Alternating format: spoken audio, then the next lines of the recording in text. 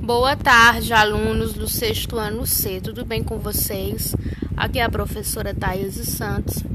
Vamos iniciar mais uma videoaula de História.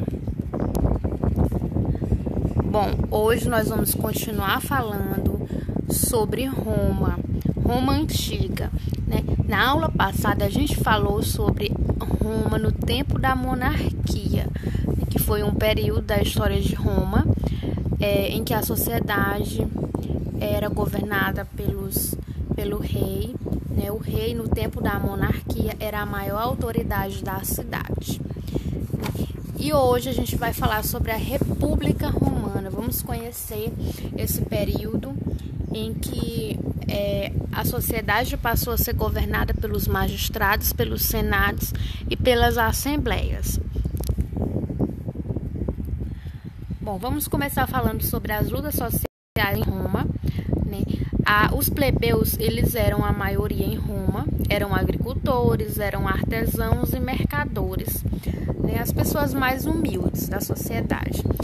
E eles pagavam impostos e serviam ao exército. Apesar disso, eles não podiam exercer nenhum cargo importante no governo e, ao serem convocados para ir à guerra, os plebeus eram forçados a deixar suas pequenas propriedades e, com isso, eles se endividavam.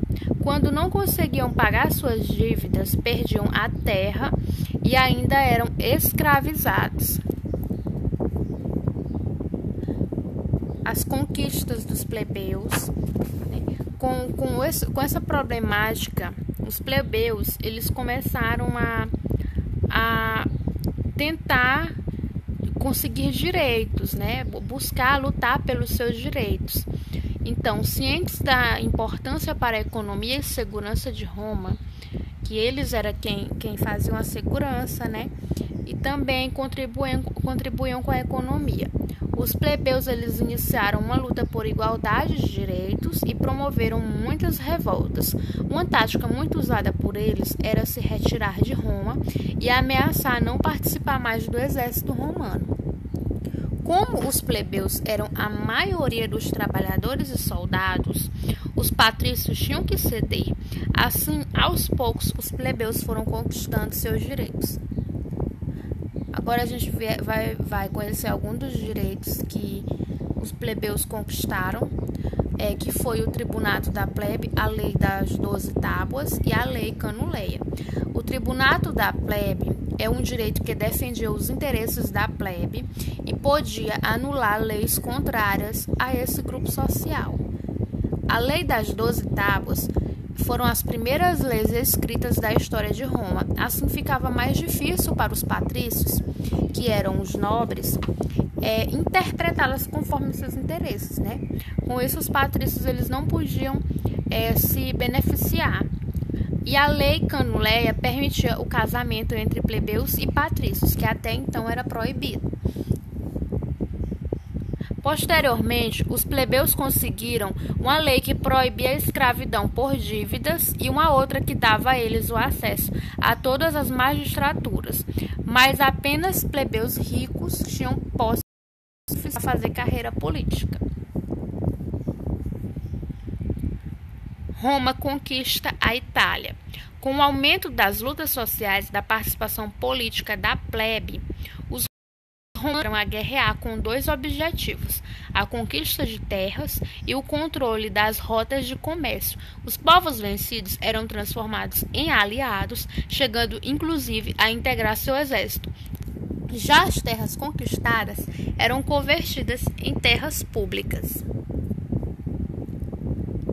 Roma se expande pelo Mediterrâneo.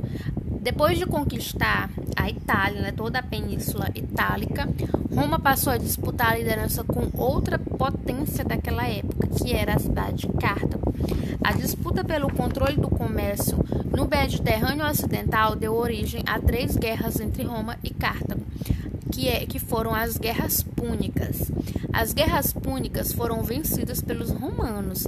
Após a vitória final, os romanos arrasaram a cidade de Cartago, venderam seus poucos sobreviventes como escravos e transformaram seu território em província romana. Aqui ao lado a gente está vendo uma imagem da Segunda Guerra Púnica, né? A gente observa uma ilustração, na verdade, e a gente observa o uso de animais, né, nessas guerras. A revolta de Espartaco. Durante esse período da República Romana, ocorreu uma das maiores rebeliões do mundo antigo, a revolta de Espartaco, que era contra o sistema de exploração que imperava. Um dos mais famosos líderes foi Espartaco, né, que foi um escravo que comandou milhares de pessoas na busca pela liberdade. Em busca de liberdade, dezenas de escravos, liderados por Espartaco, lutaram contra a escravidão e venceram tropas romanas por diversas vezes. Entretanto, os exércitos romanos se uniram e conseguiram vencer os rebeldes. Como castigo, Espartaco e cerca de 6.000 seguidores foram presos e crucificados. Aqui a gente está observando uma estátua de Espartaco. Ele foi crucificado. Crises na República Romana. A gente vai ver agora como foi que a República Romana entrou em crise, esse período da história de Roma, que foi a República, e a luta pela terra. Uma das crises nesse período foi a luta pela terra. Para os pequenos agricultores, a guerra significava prejuízo. Muitos deles morriam nos combates. Os que conseguiam voltar para casa depois de anos de ausência encontravam sua propriedade devastada ou invadida.